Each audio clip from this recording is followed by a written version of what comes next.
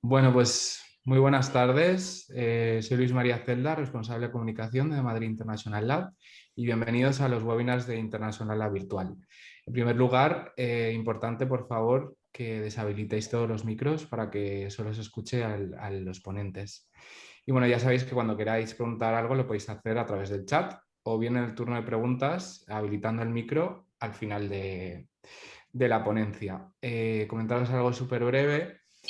Si alguno de vosotros está interesado en realizar webinars o talleres o bien conferencia con nosotros, en colaboración con nosotros, con International Lab, o bien alojaros en nuestro espacio para startups y empresas de tecnología, podéis poneros en contacto a través del mail que os dejaré ahora en el chat, que es internationallab@madrid.es. Y bueno, de nuevo, gracias por asistir a este webinar, Mesas Redondas con Cumplen, en colaboración con nosotros, con Madrid International Lab. Y ya sin más dilación, te dejo paso a ti, Carlos. Muchas gracias, mucho ánimo y mucha suerte. Muchas gracias, Luis. Buenas tardes a todos. Un placer estar de nuevo en estas sesiones de Madrid International Lab. Soy Carlos Saiz, soy presidente de la asociación Cumplen, que es la asociación de profesionales de cumplimiento normativo de asuntos de compliance, una de las principales que hay en España. Y hoy creo que vamos a tocar un tema muy interesante. Para ello me he rodeado bien, yo creo que muy bien, de muy buenos profesionales que conocen la temática. El título de la sesión es La protección de activos intangibles en la innovación, y para ello contamos con Paco Pérez Bes, que es compañero mío en la firma, en Necis Group, socio de la parte de Derecho Digital, que nos va a hacer una presentación sobre el marco jurídico, vamos a decir, en el que se mueven o cómo se pueden proteger, vamos a decir, los activos intangibles que se generan dentro de una compañía, especialmente en estos procesos. A continuación tenemos la suerte de contar con Maite Pérez Pierola, que es la directora jurídica de Eurofunding, una empresa especializada precisamente en todo lo que tiene que ver con innovación, con gestión de ayudas, de fondos europeos, y que os va a dar un poco las claves de cómo se generan y cómo se protegen precisamente este tipo de activos que se crean en estos planes y en estos consorcios de ayudas, que es una gran experta en estos temas. Y para terminar os daré unas pequeñas claves por mi parte en cuanto a la parte de gestión de riesgos y de ciberseguridad, que también evidentemente pues, se ven o tiene un foco muy importante en los activos intangibles de las compañías, la explotación de datos, los algoritmos y todo este tipo de situaciones que estamos viviendo a día de hoy. Así que, nada, tenéis ahí el chat. Si alguno, por favor, puede mutearos, creo que se escuchaba por ahí alguien, para poder escucharnos bien. Tenéis el chat, evidentemente, para poder ir poniendo preguntas, dudas, etcétera. Y luego, después de las 3 intervenciones, abrimos un turno de preguntas o de debate. Nos hemos propuesto hacer unas intervenciones cortas de unos 12 minutos más o menos, para que después tengamos tiempo precisamente y podamos intentar resolver todas las preguntas o dudas que tengáis al respecto, ¿vale?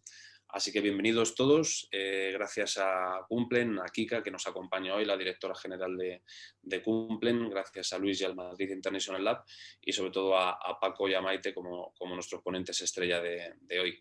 Así que si te parece, Paco, comenzamos contigo y con las primeras claves, vamos a decir, de la protección jurídica, el marco jurídico en el que se establecen los activos intangibles. Claro que sí, Carlos. Muchas gracias por la presentación. Gracias, Kika. Gracias, Cumplen. Gracias, José Luis, por vuestra hospitalidad y por la invitación. Como siempre, es un placer compartir un ratito con vosotros. Y hoy vamos a hablar pues, un poco de la protección de los activos intangibles, ¿no? que es un concepto que es verdad que hasta la fecha pues, bueno, tenía cierta repercusión, estaba muy centrada quizá en todo lo que tenía que ver con el know-how, incluso con la imagen y reputación de las organizaciones, pero que en este mundo digital que hemos construido, pues cada vez es más importante y más relevante, ¿no? De hecho, se dice ya en el mundo del M&A que los activos intangibles ya representan más del 80% del valor de una empresa en una operación societaria, ¿no? Nos hemos dado cuenta de que cuando estás llevando a cabo una adquisición, una compra de una rama de actividad o de una empresa,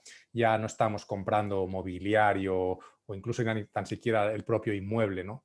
Estamos comprando información, estamos comprando datos, estamos comprando otras cosas, ¿no? Y eso, evidentemente, pues bueno, nos hemos dado cuenta del valor que tienen estos intangibles, ¿no? Y por lo tanto, desde el momento en que tienen tanto valor, pues cada vez es más importante el que gocen de una protección adecuada, tanto desde el punto de vista organizativo, pero sobre todo, y a lo que me voy a centrar yo, desde el punto de vista legal, ¿no? Pero para eso vamos a empezar por el principio, es decir, ¿qué entendemos por activo intangible? ¿No? Porque todo el mundo habla de activos intangibles, inmateriales, pero al final lo que tenemos que hacer para poderlo concretar es disponer de una definición válida.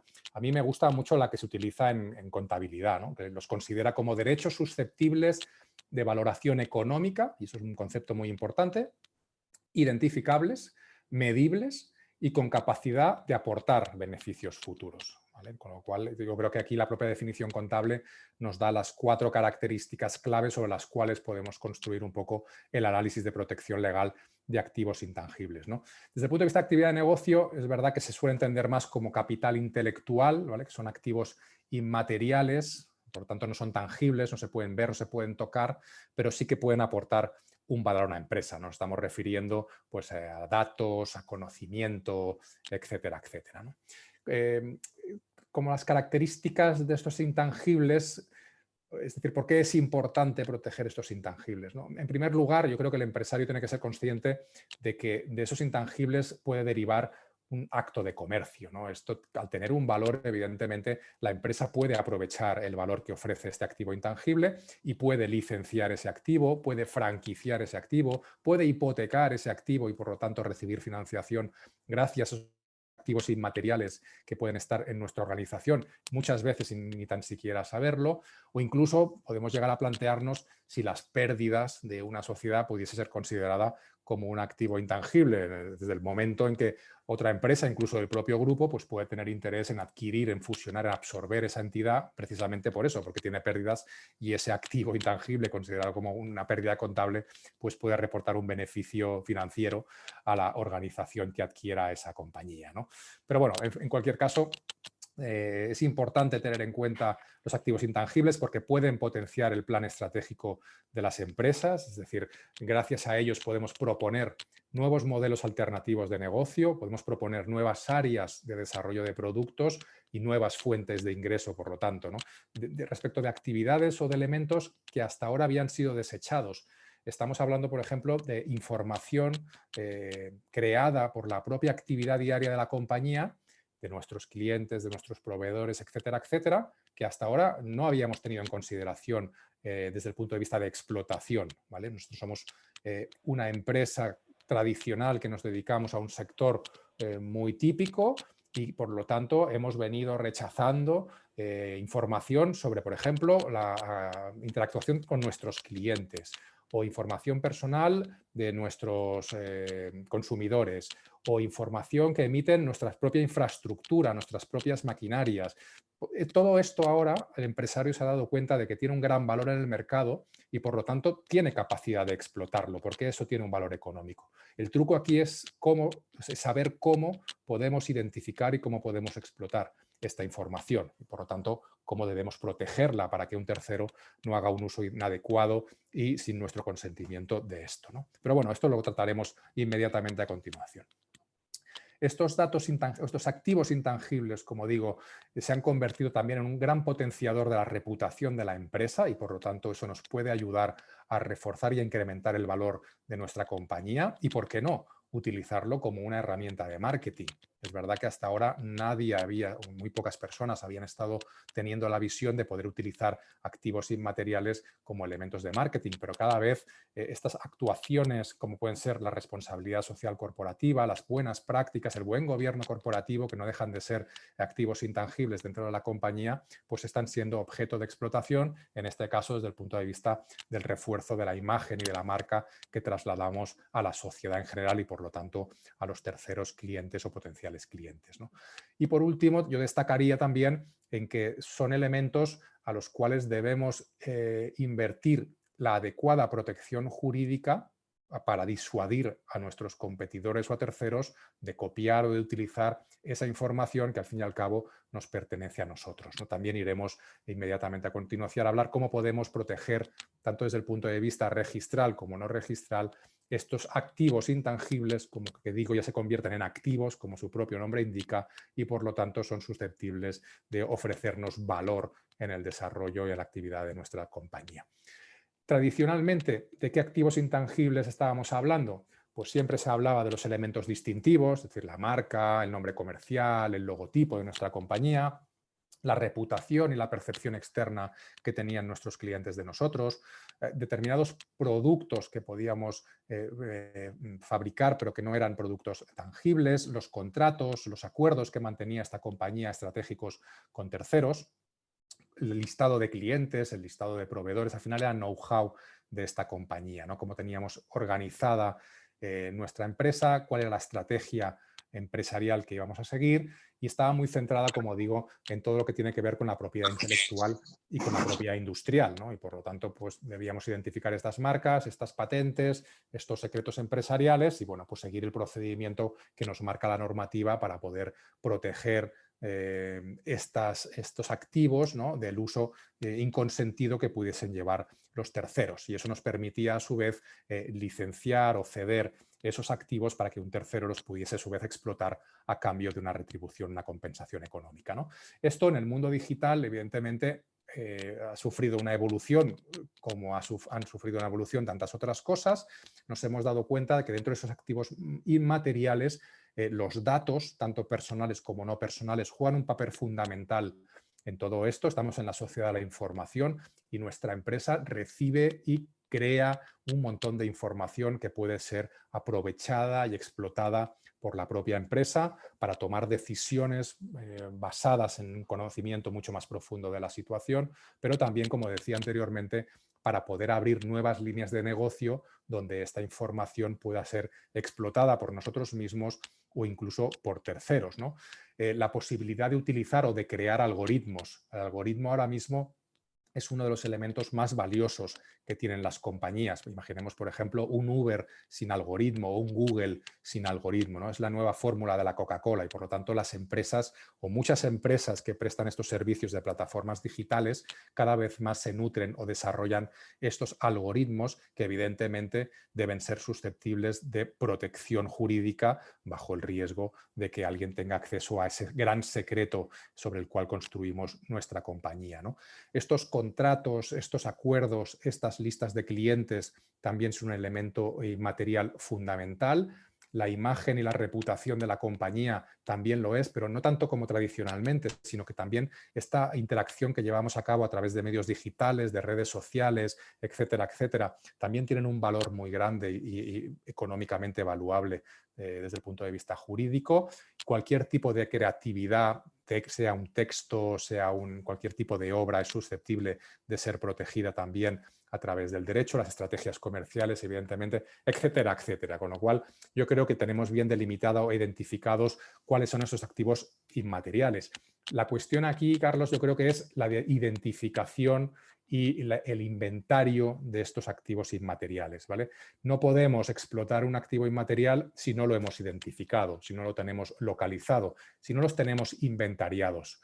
Por lo tanto, yo creo que el primer paso que tenemos que llevar a cabo es el de identificar e inventariar todos estos activos inmateriales y el de reorganizar nuestras compañías de manera que alguien sea el encargado de identificar y de inventariar todos estos activos inmateriales que ya podemos tener o aquellos que puedan ir creándose en el futuro. Una vez identificados, los debemos documentar, ¿vale? Que podamos tener la prueba y la evidencia de que esos documentos, esos activos, perdón, existen y por lo tanto debamos seguir un poco las reglas empresariales de documentación de ese activo inmaterial. Debemos también gestionar esos riesgos, los cuales es un tema que tú tratarás a continuación. Debemos a continuación proteger también con las medidas jurídicas de que disponemos esos activos inmateriales. Debemos valorarlos y debemos contabilizarlos para saber exactamente cuál es el valor que aportan a nuestra compañía y, por último, debemos ser capaces, directa o indirectamente, de explotar todos esos activos inmateriales, ¿no? Por ejemplo, yo creo, por lo tanto, Como conclusión, y ya con esto termino mi intervención, yo creo que de lo que se trata desde el punto de vista de protección es, en primer lugar, de definir, de diseñar una estrategia general de protección de esos activos inmateriales que ya tenemos identificados e inventariados, ¿vale? Debemos diseñar internamente políticas, procedimientos, incluso medios técnicos. La tecnología también nos permite proteger estos activos inmateriales e identificar quién va a ser el responsable de este activo inmaterial. Eso es importante también. Al final es trabajar en el qué, el cómo, el cuándo y el por qué, ¿no? En todo lo que tiene que ver con activos inmateriales.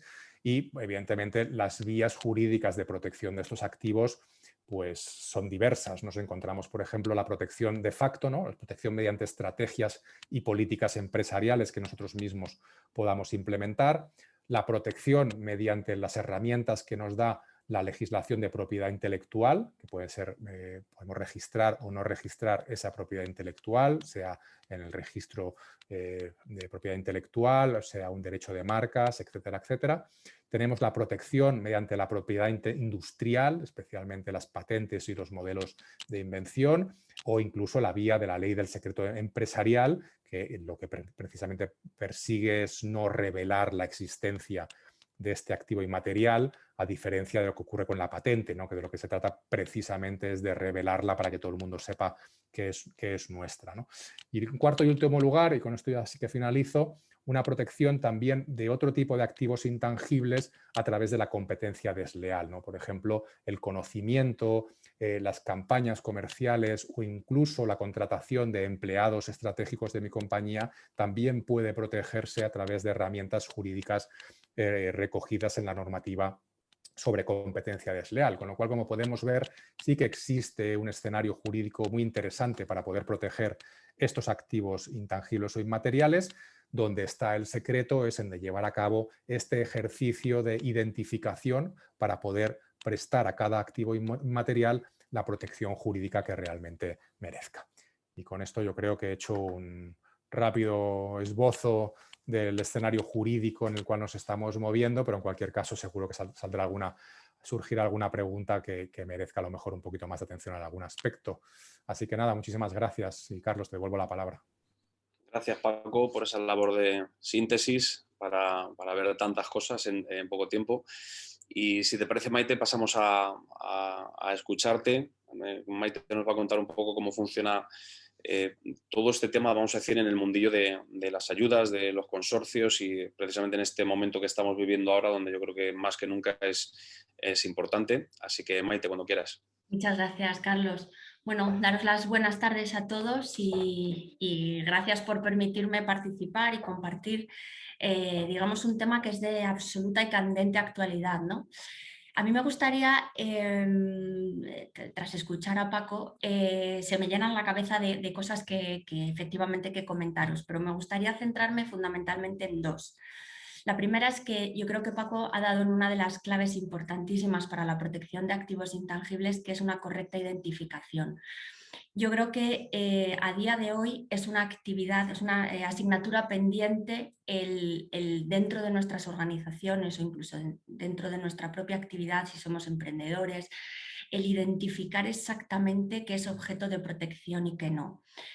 Paco hoy hablaba de temas pues como la responsabilidad social corporativa, hablaba de temas de listados de clientes, pero es que vamos mucho más allá, ¿no? Es que estamos rodeados de activos y el peligro fundamental es la fuga de esa información, de esos documentos, de esas herramientas, de cualquier proceso, de manuales, de cualquier tecnología que para nosotros ya es en el día a día.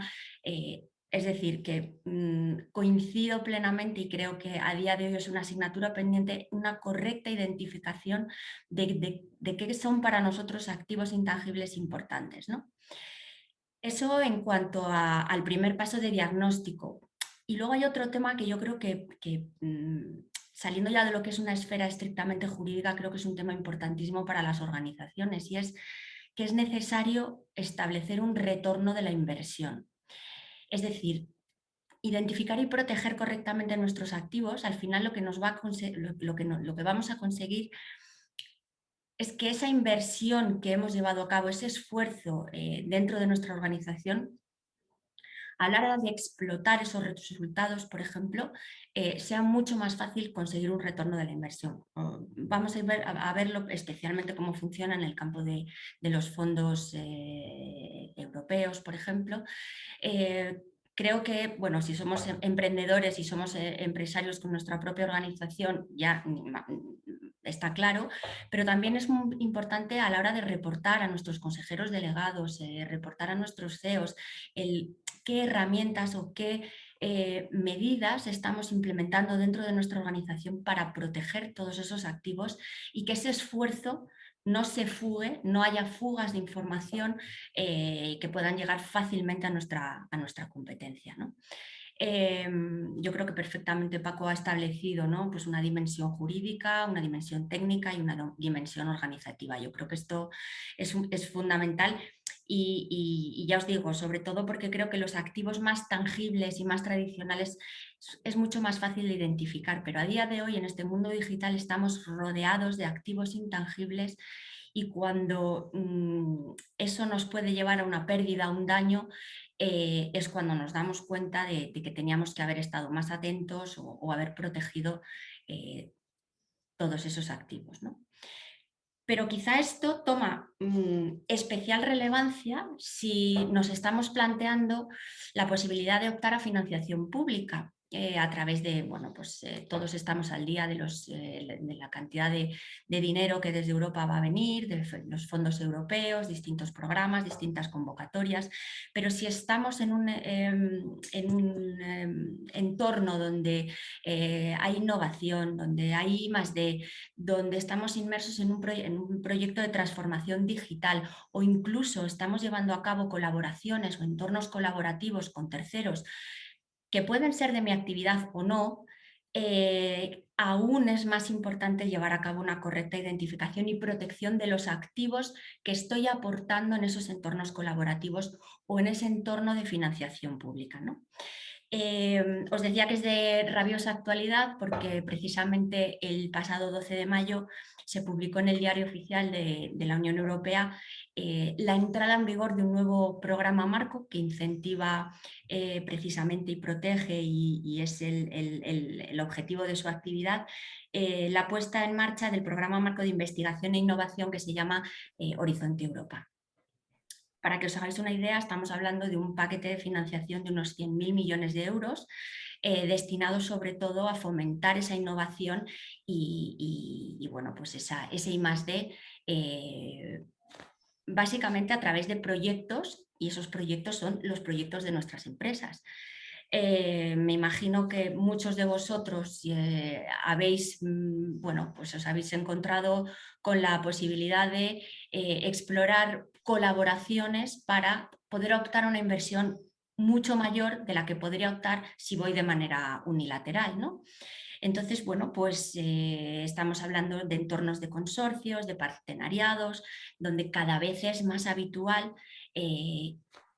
no solo grandes proyectos, sino también proyectos en el campo de la salud, de la eficiencia energética, entornos digitales, de la automoción. Cada vez es más frecuente que distintos beneficiarios y distintos socios se unan para un único proyecto común y poder optar a una financiación más importante. Pues bien, os comentaba que este nuevo programa marco introduce como gran novedad la explotación de esos resultados. Esto conlleva un tratamiento de la propiedad intelectual de todos esos resultados básicamente fundamental y esencial, porque la Comisión a lo largo de los últimos programas marcos, esto viene del 7º programa, se ha dado cuenta que después de facilitar, digamos, todos estos paquetes de subvenciones y de dar mucho dinero a muchas empresas para llevar a cabo proyectos importantes, digamos que luego no existía una capacidad comercial para explotar esos resultados, de manera que vuelvo al origen de mi intervención cuando os decía que es fundamental conseguir un retorno de la inversión. Y esto lo vamos a hacer a través de la protección de nuestros activos y de los resultados finales de esos proyectos. no me gustaría entrar digamos, en una parte demasiado jurídica, pero nosotros en nuestro día a día, pues al final recomendamos a nuestros clientes, bueno, pues firmar ese acuerdo de confidencialidad previo a contarle a un posible socio de qué va tu proyecto para ir conjuntamente a esa financiación, firmar bueno, acuerdos de intenciones donde de alguna manera identifiquemos, ¿no?, qué información que estoy compartiendo contigo o con el resto de socios, que es información muy confidencial y muy sensible respecto a mis proyectos y a mis inversiones y a mis, bueno, a mis innovaciones internas dentro de mi organización. Lo más frecuente, ya os decía que esto suele ser una asignatura pendiente porque lo que nos encontramos es que las empresas van directamente al acuerdo de consorcio. El proyecto empieza, son proyectos que a lo mejor, bueno, pues duran unos años o incluso unos meses, ¿no? Pero al principio de la colaboración, bueno, parece que la relación está clara, parece que cada uno aporta un activo, yo aporto unos resultados, tú aportas una planta industrial, de momento nos llevamos bien, todo va funcionando, pero los proyectos también tienen vida propia, como sabemos todos, y se pueden torcer. Puede ocurrir que uno de los socios tenga que salir del consorcio, puede que uno de ellos entre en liquidación, en concurso de acreedores. ¿Y qué pasa con todos esos activos que hemos puesto en común? ¿Y qué pasa con toda esa inversión que la comisión nos va a exigir, digamos, cierta justificación a la hora de la ejecución del proyecto y esos resultados finales, ¿no? Nos hemos encontrado con situaciones en las que esto ha ocurrido y finalmente, bueno, pues uno de los socios ha podido llevarse esa explotación y esos resultados, incluso con la competencia, porque no estaban debidamente protegidos en los acuerdos de consorcio los activos que cada parte aportaba y sobre todo cuáles son los límites de uso. Es decir, hay que regular también qué concedo y qué no concedo a mis socios, unos derechos de acceso, ¿no?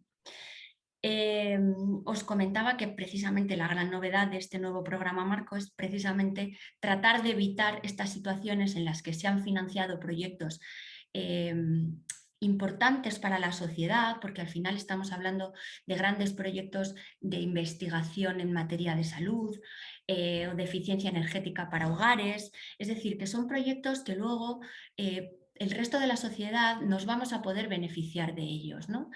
Y el objetivo principal es poder llevar a cabo esa explotación final de los resultados. Con lo cual nos encontramos ahora mismo con que la protección de activos intangibles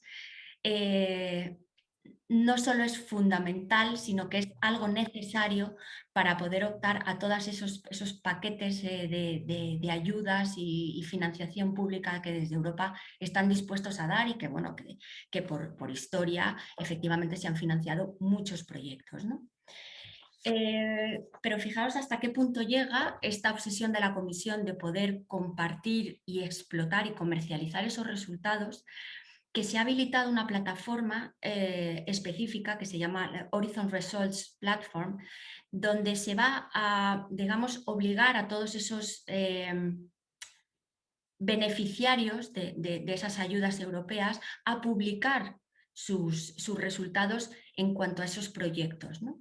¿Por qué? Pues porque lo que se quiere es que finalmente eso sea algo que tenga una adecuación práctica a nivel de sociedad. Y para ello, incluso el reglamento que regula este programa marco destina una serie de artículos específicos que regulan la propiedad intelectual de los resultados, la cesión de los mismos, de manera que si ha pasado un tiempo prudencial, de momento se estipula 1 año sin que se haya podido explotar esos resultados, la Comisión puede obligar a esos beneficiarios a ceder esos derechos de propiedad intelectual para que terceros puedan explotar ese resultado para que fue objeto de la inversión, ¿no? Con lo cual, creo que estamos en un momento de poder optar a financiación. Creo que ahora mismo, bueno, está en la prensa todos los días y todos lo escuchamos, ¿no? Creo que desde la Comisión y desde Europa están dispuestos a financiar muchos proyectos, pero eso no quita para que bueno, seamos conscientes, yo creo que todos los que estamos dentro de las organizaciones, ¿no? Incluso, ya os digo, si somos nuestros propios empresarios, creo que es un ejercicio de responsabilidad el bueno, mirar a nuestros mayores, a nuestros CEOs, a nuestros consejos de administración y decir, vamos a hacer un proyecto de correcta identificación de activos para protegerlos y poder digamos, crecer en inversiones y poder ir sobre seguro con lo que estamos haciendo. Así que por mi parte, esto era un poco lo que más quería comentaros. Ya te digo, Carlos, sobre todo un ejercicio de responsabilidad para todos y identifiquemos y protejamos para poder crecer, ¿no? Y ese retorno de la inversión a nivel económico, que yo creo que al final es por lo que nos miden. Muchísimas gracias, Maite. Muy interesante. Yo creo que seguro que, como nos están escuchando muchos emprendedores y gente con sus empresas y en proyectos, les ha podido interesar muchísimo. Bueno, pues para terminar las sesiones, si os parece, vamos a ver ahora un poco la parte de riesgos, ¿vale? Y de compliance y de ciberseguridad. Especialmente me gustaría simplemente pues mencionaros algunos de ellos. He preparado aquí una pequeña presentación para que me pueda servir de guía y que veáis un poco de qué estamos hablando, ¿vale? Bueno, como veis, hemos hablado un montón de cosas, de reputación, en fin, de privacidad, de datos personales, de secretos empresariales, de propiedad intelectual. En fin, hay una cantidad, hay un mare magnum de normas que se cruzan con intereses de las compañías en proteger precisamente sus activos, que tenemos que ver un poco cuál es el equilibrio y qué podemos hacer para estar bien protegidos. Yo creo que hay un tema que es importante y es cómo cuadrar estas dos columnas, ¿no? Porque claro, hablamos mucho de los fenómenos tecnológicos con los que queremos trabajar dentro de estos procesos de innovación y en la transformación digital, donde estamos todo el día hablando pues esto, del cloud, del big data, de los data lake, de los SaaS, de los IaaS, de la inteligencia artificial, del deep learning, del machine learning, de los algoritmos, etcétera, ¿no? Entonces, claro, todo esto es terminología, bueno, o fenómenos tecnológicos, digamos, pero después está la terminología legal de cómo nos protegemos o cómo protegemos nuestros activos, ¿no? Y ahí, pues gran parte de lo que decían Maite y Paco aplican aquí. Tenemos que saber cómo se aplica pues, la normativa de protección de datos, de propiedad intelectual, de secretos empresariales, en fin, saber cuándo estamos ante algo que es protegible, precisamente para darle ese marco y tener la adecuada protección para evitar problemas futuros y sobre todo, como decía Maite, poder hacer una explotación pacífica de esto que estemos generando, ¿vale? Entonces tenemos que cumplir normas porque es obligatorio hacerlo en algunos casos, como en el caso de protección de datos personales, y otras veces lo que vamos a hacer es utilizar las normas para blindarnos o para proteger alguna creación que estamos haciendo. Por ejemplo, lo que tiene que ver con secretos empresariales. Ya vamos a ver algunos ejemplos muy, muy concretos. ¿Qué ha ocurrido un poco en estos procesos de transformación digital de las compañías y además derivado del COVID y de la pandemia y todo esto? Pues que muchas veces han hecho compras pues esto de tecnología, de infraestructura, de servicios, pues un poco, no voy a decir a las bravas o a lo loco, pero sí en situaciones de urgencia, y muchas compañías han tenido que en fin, pues contratar sin la debida diligencia, sin conocer demasiado a los proveedores, sin hacer procesos de homologación, es decir, sin hacer ningún tipo de control previo, ¿no? Y esto es algo que se ha visto que es importante. Si alguno de vosotros trabajáis en el sector financiero o en compañías que prestan servicios al sector financiero, seguro que estáis viendo cómo se está poniendo la cosa a efectos de estar homologados en las compañías, en este tipo de compañías. Y esto no viene de un capricho de ellas, sino que realmente empieza a haber una normativa cada vez más exigente, en este caso que viene del Banco de España y del Banco Central Europeo, en cuanto a que la delegación de funciones, los temas de outsourcing, la externalización de servicios en terceros, es decir, cuando proveedores vayan a utilizar tecnología o datos de las entidades financieras, tienen que pasar un riguroso control de riesgos por parte de esa entidad, ¿no? Entonces, este es uno de los puntos que creo que va a fomentar o que va de alguna manera a generar palanca en cuanto a la necesidad de crear pues esto, medidas de seguridad, sistemas de ciberseguridad, sistemas de protección que van a ser muy importantes para poder trabajar con este tipo de compañías, ¿vale? Luego, bueno, poniéndoos algunos ejemplos y aterrizando un poco más lo que os comentaba Paco al principio, en propiedad intelectual, ¿qué estamos viendo? ¿Qué está sucediendo? Pues existe un poco este caos, ¿no? En compañías que contratan muchas cosas en cloud, otras lo tienen en on-premise o lo tienen en infraestructuras propias, en sus CPDs o en sus máquinas. Se desarrolla tecnología por medios propios, con gente de sus propios equipos, pero también por terceros que a veces están en nuestro país o están en otro país, que son compañías que a veces tampoco conocemos del todo, a veces utilizan piezas de otros muchos software para generar uno nuevo, es decir, hay un montón de variantes en cuanto a cómo se genera propiedad intelectual, por ejemplo, en el mundo del software, y hay que tener muy claro, como decían Maite y Paco, cómo vamos a inventariar eso, es decir, esa generación de software que vamos a hacer y que queremos proteger, es nuestro, es un desarrollo de una pieza de un tercero, tenemos las licencias adecuadas para decir que el resultado de esto que estamos haciendo es nuestro, es algo cuya titularidad tenemos que compartir con alguien. Todo esto es fundamental tenerlo bien estudiado, bien examinado y sobre todo anticiparnos para tener los acuerdos adecuados, ¿no? con los terceros, ya sea porque necesitamos tener una licencia, porque necesitamos que nos cedan algún tipo de derecho para generar este resultado o estas herramientas, ¿vale? Esto es como un ejemplo muy concreto de un tema de propiedad intelectual y de generación de herramientas y de software.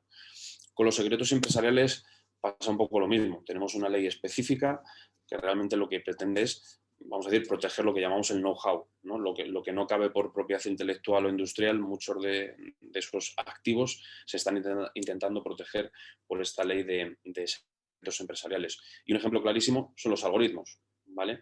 Todo el mundo habla de cómo están generando algoritmos para toma de decisión, en fin, para mil cosas, ¿no? Para examen de comportamiento de usuarios, para segmentación, para perfilar servicios, para aprender cada vez con más datos y utilizando inteligencia artificial. Entonces, en estos procesos de transformación digital tenemos que intentar proteger nuestros algoritmos. Ya hay compañías que están alquilando algoritmos para aplicarlos en determinada información y sacar resultados de ahí. Entonces, claro que va a haber una rentabilidad económica y por eso tenemos que proteger muy bien lo que hayamos generado y creemos que va a aportar valor en el mercado. Evidentemente, para poder proteger un algoritmo, pues tenemos que tirar de la ley, ver que son encajables dentro de, en este caso, la ley de secretos empresariales, y luego además tenemos que hacer todo el examen de que nuestros algoritmos son respetuosos con los derechos de las personas, especialmente los que sean de toma de decisiones en base a información de carácter personal, ¿vale? Os comento algún riesgo más. En este caso, por ejemplo, todo lo que tiene que ver con la explotación de datos. Ya no hablamos solamente de datos personales, que como sabéis hay una normativa específica para proteger los datos personales, sino realmente la explotación de datos no personales.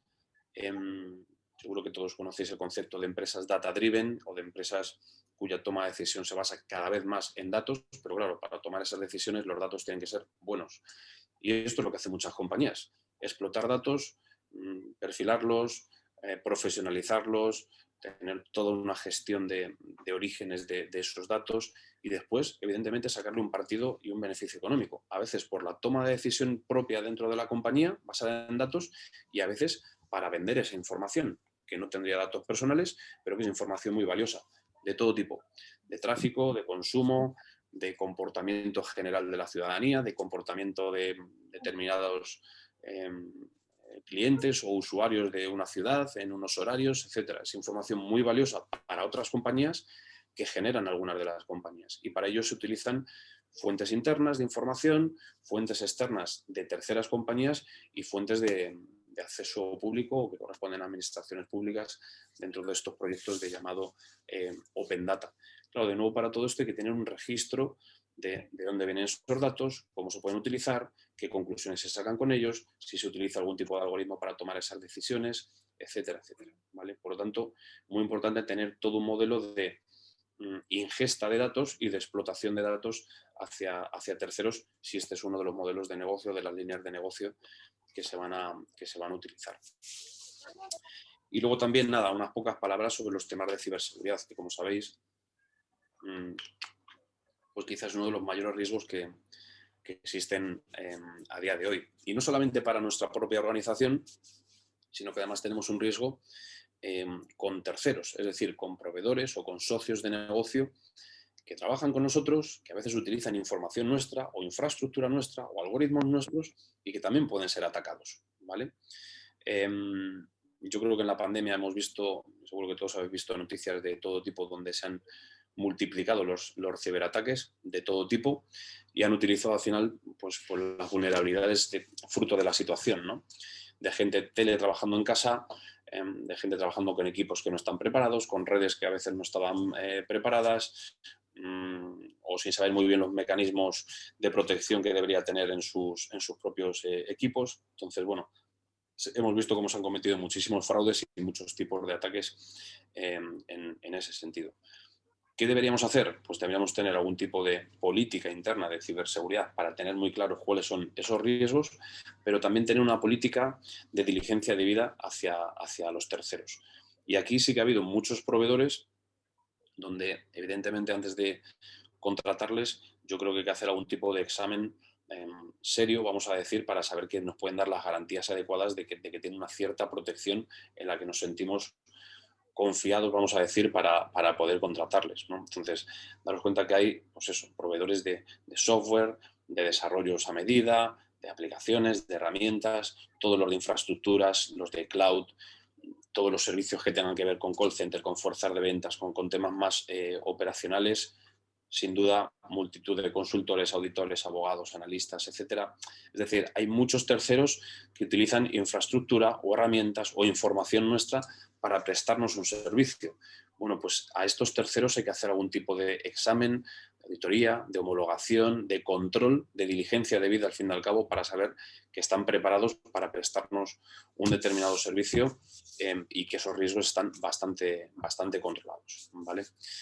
Y por último, y para acabar, pues lo que tiene que ver puramente ya con protección de datos. Como sabéis, esta es una de las normas estrella dentro del mundo del derecho digital porque al final cada vez se generan más datos personales, cada vez todas las compañías quieren tratar más datos personales para tener mejor información de sus clientes, para segmentar mejor, para predecir su comportamiento, para saber qué les podemos vender, etcétera, etcétera. Y para eso pues tenemos una normativa muy especial, tenemos un reglamento europeo, tenemos una ley española, vamos a tener cada vez más resoluciones de la autoridad de control, cada vez hay más guías, más buenas prácticas que se van publicando para saber cómo se tiene que configurar todo esto. Aquí lo único que os puedo decir es que conviene hacer una inversión en tener todo esto bastante bien atado, porque como veis las sanciones que se están imponiendo son importantes y las obligaciones que se tienen pues son importantes también, ¿no? Cumplir con ellas y ganar esa sensibilidad hacia el uso de los datos personales. Yo creo que hay dos conceptos que son fundamentales. Uno es el enfoque de riesgos, es decir, poder hacer buenos análisis de riesgos sobre qué ocurre si trato la información de una manera o de otra manera y cuál es el impacto que puede tener en las personas tratar esa información así.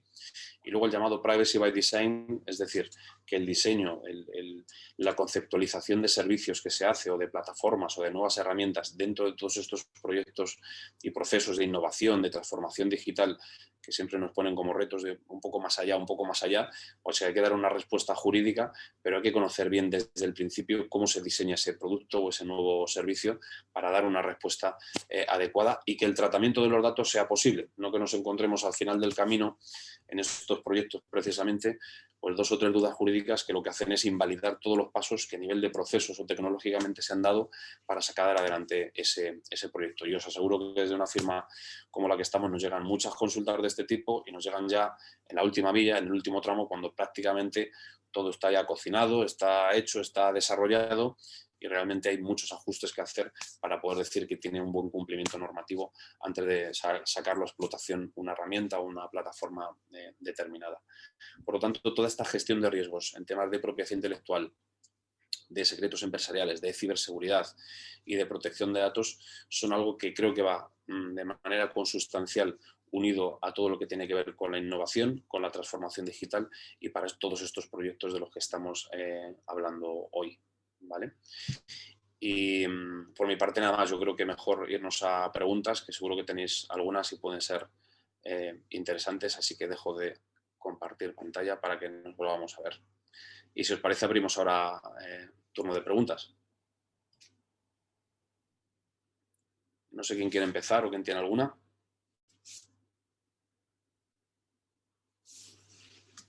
Sí, chicos, podéis hacerlo o bien a través del chat o incluso habilitando el micro, sin problema. Venga, animaos. Aprovechad que tenéis a Paco y a Maite, que no lo vais a tener disponibles. Exacto.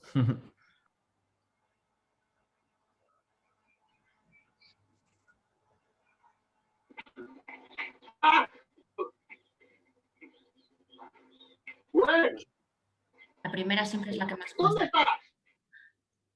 No sé si hay un micro abierto sin querer o queriendo. Que soy a ruido por ahí.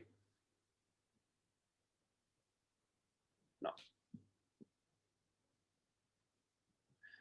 Bueno, pues no sé, si no tenéis preguntas, no sé, Luis, si quieres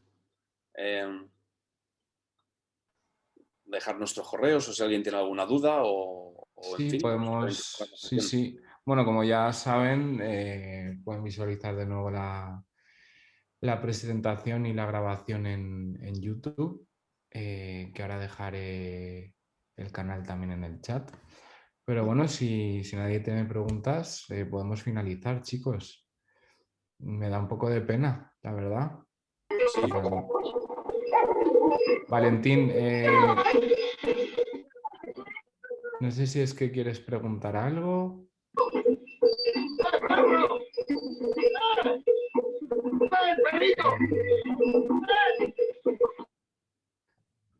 Yo creo que no, diría que no. Yo creo que no.